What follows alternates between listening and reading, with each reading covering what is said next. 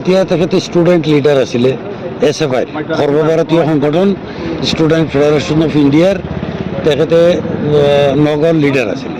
আমি SFIৰ সদস্য আছিলোঁ আৰু এই সদস্য হিচাপে তেখেতৰ লগতে আমি দীৰ্ঘদিন SFI কৰিছিলোঁ।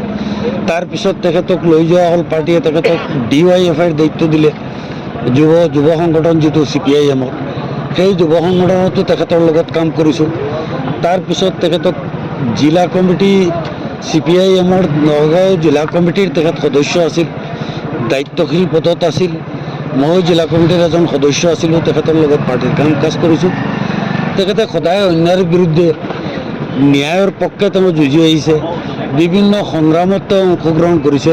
আপোনালোকে হয়তো সেইটো সময়ত যদি আপোনালোকৰ জনাত থাকিব পাৰে, জানিব পাৰে, ৰাঙলুত কৃষকক লৈ কৃষক উচ্ছেদৰ বিৰুদ্ধে, কৃষকৰ মাটি উদ্ধাৰৰ পক্ষে যিটো কৃষক আন্দোলন হৈছিল, সেইটোত আব্দুল হক আৰু ননৈ কঠীয়াতলী এইবিলাকৰ আমাৰ কমৰেডসকলে অংশগ্ৰহণ কৰিছিল। আৰু সেইটোৱে সেই সময়ৰ এটা লেখত ল'বলগীয়া এটা বিদ্ৰোহ হৈছিল, এটা সংগ্ৰাম হৈছিল।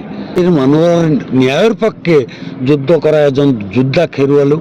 এইটো এই অঞ্চলৰ বাবে, আমাৰ গোটা মূৰাগাঁও অঞ্চলৰ বাবে এটা সাংঘাতিক ক্ষতিৰ কাৰণ।